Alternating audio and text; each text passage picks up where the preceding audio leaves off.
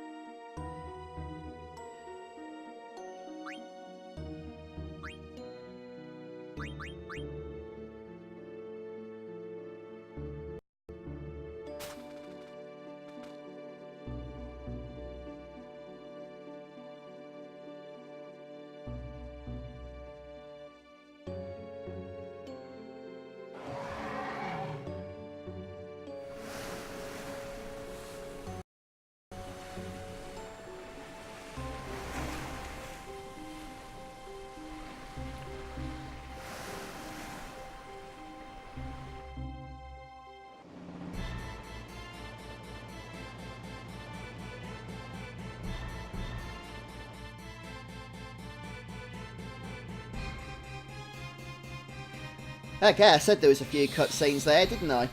So, in this battle here, we're going to be casting stop with VV. So, battle assist will be, well, as the name suggests, a great assist here, since you can get double stops off in each turn and get instant ATB. If you're not going to be using battle assist, then you're going to be at the mercy of RNG, which could mean having to restart and repeat this battle many, many times indeed, especially since stop has such a low chance of actually affecting these creatures that, in my opinion, it's just worth sticking battle assist on and be done with it.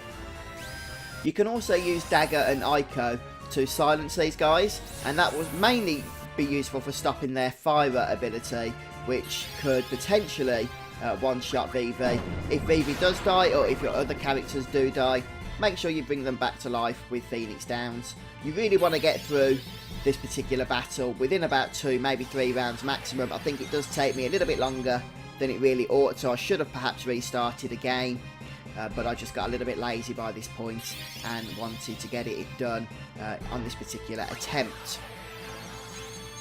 Though I would say this particular battle, and this is one of 3 battles we're going to be heading into today, is by far the most annoying in terms of getting the RNG to work in your favour. And the reason for that is that it's the only battle where we have to face 2 of these things rather than 1, as we will in the upcoming battles.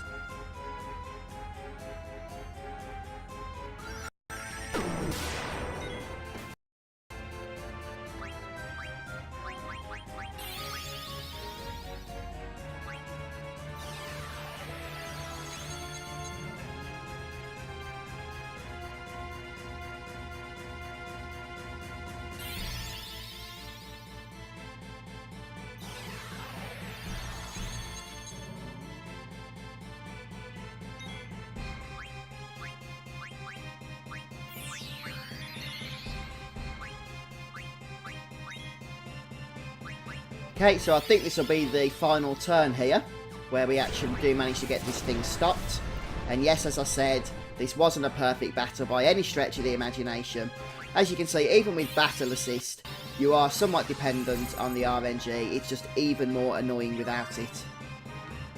Okay, so once we finish that battle, we're going to have another bunch of cutscenes, and then we'll eventually be thrust into yet another forced battle encounter, where we need to do the same tactics again.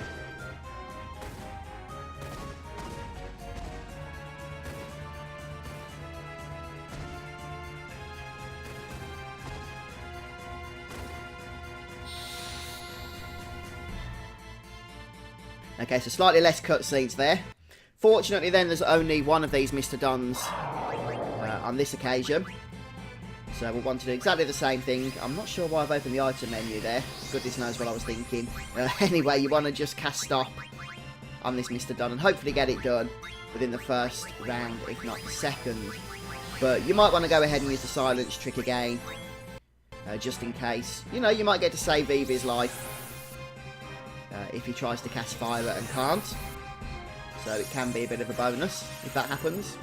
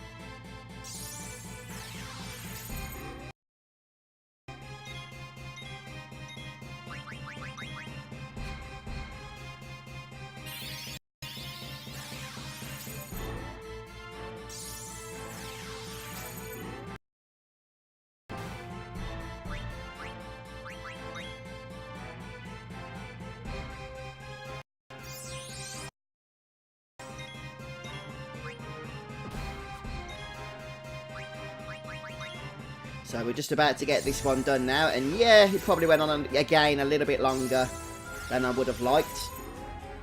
But because we've got high speed mode on, I'm not too fussed about that, in all honesty. Right, so after that particular battle, we're going to get the opportunity to save here. Now you can see the Moogle just hiding behind the tree there.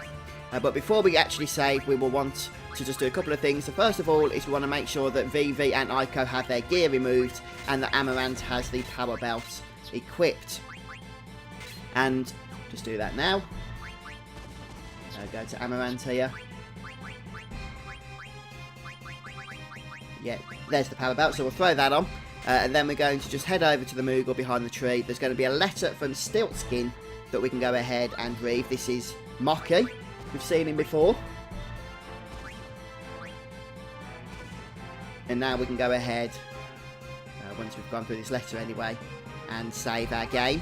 So you can take a break at this point if you want, although it's not too challenging what we've got coming up, but it is important to save here, because we do have another battle, and it's going to be a little bit of RNG dependent on it, because we can get 2 of those Mistodons in that battle, and we only want 1. So the target time by this point, if you're interested, is 6 hours and 12 minutes 22 seconds. So we're nicely ahead of that. Okay, so we're going to head down the tree trunk here, and this is the forced enemy encounter. Now, it is possible for this encounter to spawn 1 or 2 Mistodons. If it does spawn 2, just reload your autosave and keep going until it does only spawn 1. At which point, it's the same tactic that we've been going through thus far. Just keep casting stop until it dies. Well, until it stops, I guess. And get Ico to cast silence, just to hopefully prevent, you know, a fire attack on Vivi. Although, I'll leave it up to you whether you think it's worth the casting animation of that silence to do that. Fortunately, I'm quite lucky on this battle, so I was quite happy with that result. It is important that you do that battle and that you keep Amaranth alive, because he does need 2 AP towards his MP attack ability. And then we're just going to literally go through the cutscenes here. There's a lot of them, and this will bring us to the end of Disc 2. And to the start of Disc 3, where eventually we're going to gain control of Vivi. Oh, and there's also 3 cutscenes in total that you can skip, so just be on the lookout for those.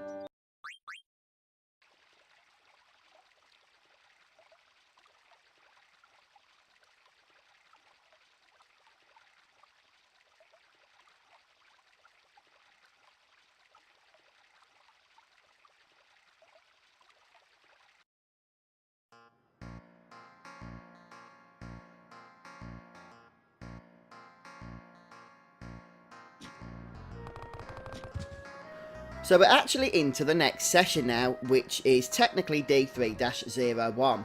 But because we're not playing on the disc version of the game, we don't get the opportunity to save. So we are actually going to continue on with the next section until we can actually get to a save point, which isn't too far away.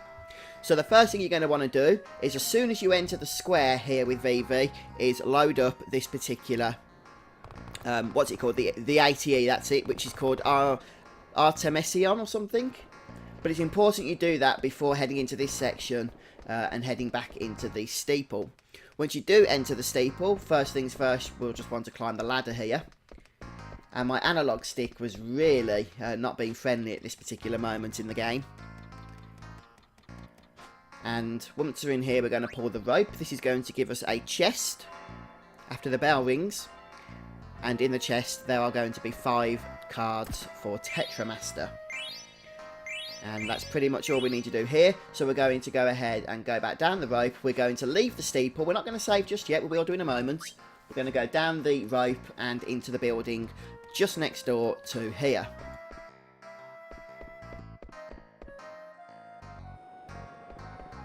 And there's 2 items we can grab from inside.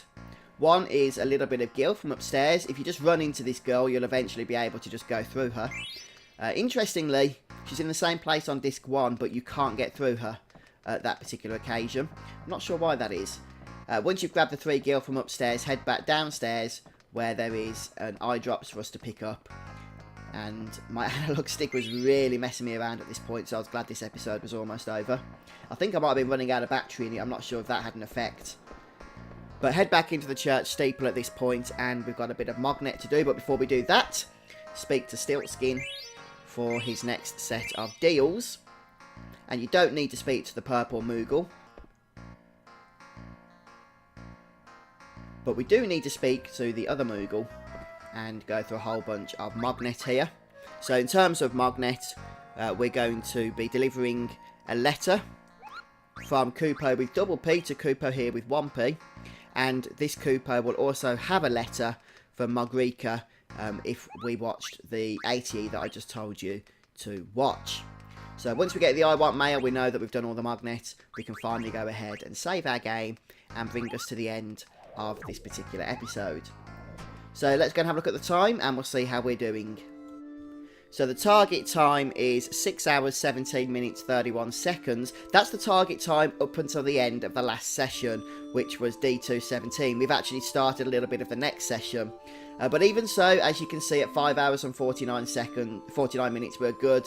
Well, almost half an hour ahead of schedule, which is fantastic.